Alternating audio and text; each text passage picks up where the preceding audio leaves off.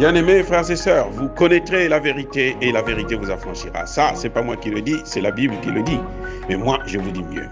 Vous connaîtrez la vérité historique, notamment celle de vos ancêtres kémites, et vous aurez une vision globale de ce que c'est que la vraie souveraineté politique. J'ajoute, vous reviendrez à la spiritualité africaine ancestrale et vous comprendrez les enjeux de l'indépendance économique. Et pour terminer, vous accepterez votre identité culturelle kémite et vous obtiendrez deux choses. La première, c'est la paix. La seconde, c'est le développement, à une condition. L'unité de toute l'Afrique noire, l'unité de tous les Noirs du monde entier.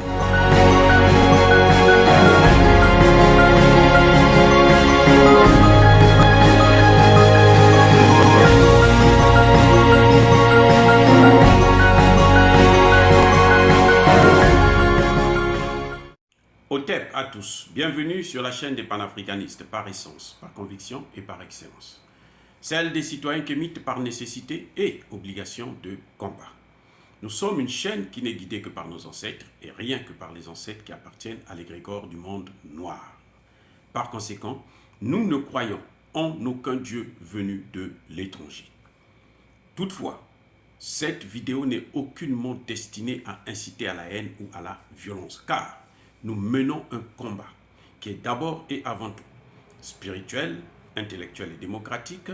Ensuite, il est politique, géopolitique et géostratégique. Contre l'impérialisme, le colonialisme, le néocolonialisme et l'endocoloniat, qui sont tous qualifiés de crimes contre l'humanité. Nous menons ce combat sur la base du principe fondamental que nous avons hérité de nos ancêtres kémites, qui est celui de la Mahat, c'est-à-dire solidarité, vérité et justice. Vous êtes donc en droit de connaître la vérité et nous avons l'obligation de vous dire la vérité, rien que la vérité, afin que justice soit rendue au continent africain. Et ça, c'est notre modeste contribution dans cette noble lutte en faveur de la souveraineté, la dignité, la solidarité et l'unité africaine. Ça, c'est ce que nous appelons le panafricanisme. Bien-aimés frères et sœurs, la Russie et la Chine viennent de faire avorter le plan américain de l'envoi d'une force d'occupation, d'une force coloniale, d'une force impériale en Haïti, via, bien entendu, les Nations Unies. Les États-Unis ont déposé une résolution en septembre dernier pour sanctionner, d'abord, les fauteurs de troubles, les bandits, les brigands, les chefs de gang en Haïti, leur suspendre le visa, des sanctions économiques, bloquer leurs comptes bancaires, ainsi de suite, mais aussi et surtout l'envoi d'une force d'interposition pour soutenir l'armée haïtienne. Et là, la Russie et la Chine se sont posé la question de savoir, mais attendez, faisons d'abord le bilan des premières interventions, des précédentes interventions. Vous êtes intervenu en Haïti peut-être une dizaine de fois. Faisons le bilan. Zéro. Il n'y a rien que vous avez pu faire. Il n'y a rien que vous avez pu régler. Donc, nous, on n'est pas avec vous. Nous ne cautionnons plus de telles interventions. C'est là le problème. La Russie et la Chine étaient prêtes à présenter leur résolution à eux, parce qu'ils voulaient eux-mêmes directement intervenir, mettre l'OTAN de côté pour qu'eux, ils puissent intervenir. Mais, malheureusement, le ministre des Affaires étrangères haïtien, super corrompu par les Américains, les Canadiens et leurs alliés, va donc faire croire à la communauté internationale que la situation est maîtrisée. Du coup, on n'a plus besoin d'une intervention, d'un plan d'intervention de la Russie et de la Chine. C'est pour ça qu'en ce moment, je pense que je vous l'ai déjà dit, les États-Unis ont envoyé le secrétaire d'État américain au Canada pour aller étudier comment faire pour intervenir militairement là-bas. Entre-temps, avant tout cela, bien entendu, les experts haïtiens, eux, avaient choisi la voie d'une intervention des pays africains. ils avaient choisi 3 pays, notamment le Mali, le Kenya et le Rwanda. Les États-Unis se sont opposés. Ils ont dit surtout pas le Mali. À la rigueur, on peut accepter le Rwanda et le Kenya. Donc les autorités haïtiennes se sont convenues, ont travaillé avec les autorités rwandaises et kenyanes, et ils ont trouvé une solution. Malheureusement pour eux, cette fois-ci, pendant qu'ils sont en train de mener cette négociation, eh ben, le Canada a mené aussi sa diplomatie parallèle au niveau des Nations Unies lors de l'Assemblée générale des Nations Unies. Et qu'est-ce qu'il fait? Qu'est-ce que le Canada a fait? Il a sollicité donc la Jamaïque, les Bahamas et l'Argentine pour que ces 3 pays puissent envoyer une force d'interposition au nom, bien entendu, des Nations Unies, mais sous couvert des États-Unis, du Canada. Et là, il y a un problème, c'est que les 3 pays refusent d'intervenir. Ils refusent carrément d'intervenir. Et on est dans l'impasse. Parce que, si vous voulez, à mon entendement, les Américains veulent faire d'une pierre 2 coups. C'est-à-dire intervenir pour recoloniser, ou plutôt pour coloniser Haïti, mais aussi intervenir pour chasser les Français. Parce qu'ils trouvent que la France est tellement mal vue, puisque dans tous les pays où la France y est, où la France a vraiment une certaine influence, eh ben, ça bouillonne puisque la France n'a rien fait, n'a fait que aggraver la situation de ces pays et créer une certaine animosité contre les Occidentaux. Donc, les Américains veulent écarter les Français au profit des Canadiens. Et voilà l'enjeu qu'il y a aujourd'hui en Haïti. C'est qu'il y a un double enjeu. Ils veulent recoloniser, mais ils veulent enlever l'autre colon qui était là avant, qui a fait la guerre contre Haïti et qui avait été vaincu, mais qui avait réussi à mettre la main sur les finances haïtiennes pour bloquer le développement d'Haïti. Et bien sûr, à l'époque, la France avait reçu le soutien des États-Unis d'Amérique, mais maintenant, le divorce semble être consommé, puisque même en Afrique, c'est le cas. Les États-Unis veulent virer la France, comme au Tchad par exemple, où les derniers événements, c'était une guerre franco-américaine. Eh oui, malheureusement, c'est ça. Donc, vous voyez, Haïti est toujours dans un impasse. Mais le vrai problème, c'est d'abord la solution qui doit venir des Haïtiens eux-mêmes. Que pensent les Haïtiens?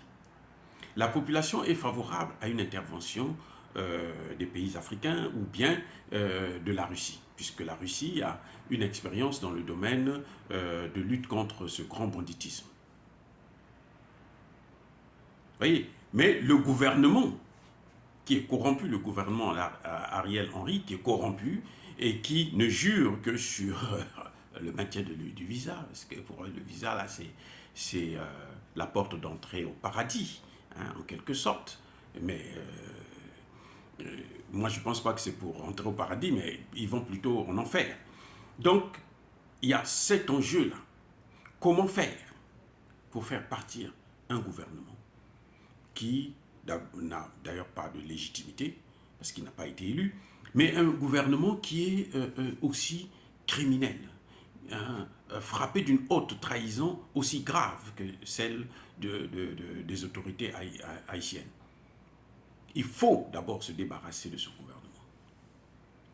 Quand les Américains nous font croire que la crise est tellement aiguë, et c'est sûr et certain qu'ils vont enfoncer le clou pour pousser leurs pions à kidnapper encore plus de gens, à torturer, à tuer plus de gens. Ils l'ont fait, c'est ce que la France actuellement est en train de faire au Mali, hein, plutôt au Burkina Faso, c'est-à-dire que accélérer les attaques des terroristes afin de pousser le gouvernement burkinabé à regarder la position occidentale, demander aux Occidentaux d'intervenir, de les aider, alors que la population n'en veut pas. Donc, probablement, on va arriver dans le même scénario, parce que, vous savez, le chien ne change jamais sa façon de s'asseoir, et que par conséquent, les Haïtiens doivent se réveiller, les Haïtiens doivent être très vigilants, les Haïtiens doivent se débarrasser d'abord de leurs autorités. et qu'ils sachent surtout, ça c'est le plus grand message que j'ai apporté aujourd'hui, c'est que il n'y a pas de problème sans solution. Si le problème n'a pas de solution, c'est que les données de ce problème sont fausses. Tout problème a une solution. Il faut la trouver. Et la solution, surtout en ce qui concerne Haïti, il n'y a pas de fatalité. Il suffit par exemple que le gouvernement puisse acheter des drones, on les localise, on localise facilement ces terroristes, et puis on leur mène la guerre à travers des drones. On n'a même pas besoin d'envoyer la police, on utilise des drones. La police, il faut qu'il y ait l'équipement, un bon équipement, et l'équipement ne peut pas venir des États-Unis puisque ce sont eux les pyromanes. Ça ne peut pas venir du Canada. On se demande même comment le Canada a pu avoir le marché de 19 millions de dollars en provenance d'Haïti pour l'achat d'armes, qui n'ont jamais livré d'ailleurs. Ils ont livré peut-être 3 petits chars pourris en outre.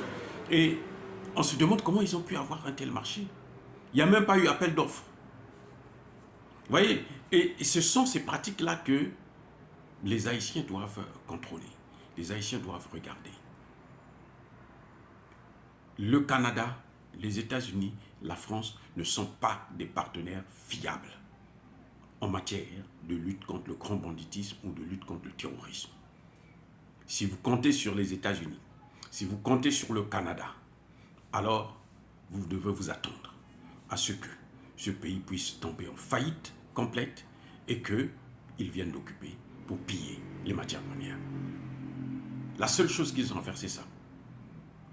Ces gens ont passé tout leur temps, tout le XXe siècle jusqu'à maintenant, à faire des guerres dans d'autres pays, à intervenir et tuer des pauvres innocents. Donc ce n'est pas ces gens-là qui peuvent aujourd'hui apporter la paix. Il y a des partenaires fiables qui ont fait leurs preuves, qui n'ont jamais colonisé un seul pays africain. Je vous rappelle que lorsque on a divisé l'Afrique en 1885, une conférence qui a duré 4 mois parce que le gâteau était tellement grand pour le manger, il fallait beaucoup de temps. La Russie était déjà une puissance. Mais la Russie n'a pas participé au festin. Ce n'est pas aujourd'hui que la Russie va venir, ce n'est pas en Haïti que la Russie pourra venir commencer à se passer pour une puissance coloniale, comme dit Emmanuel Macron. Là, c'est un autre... la junte. Nous, on l'appelle maintenant la maudite junte française. Donc, ce n'est pas aujourd'hui que la Russie le fera. C'est le meilleur partenaire. Mais il y a aussi, en dehors de la Russie, l'Iran, la Chine, et puis bien d'autres pays qui peuvent aider, surtout dans le domaine de la fourniture d'armes. Que ce soit clair. C'est pour ça, bien-aimés frères et sœurs, je persiste et je signe. Soyez bénis par le Dieu des Kémites. Et que tous ceux qui persécutent Haïti, tous ceux qui persécutent l'Afrique et les Africains, tous ceux qui pillent et déstabilisent l'Afrique et Haïti, puissent être punis, foudroyés, écrasés et maudits par le Dieu des Kémites. J'ai dit et j'assume.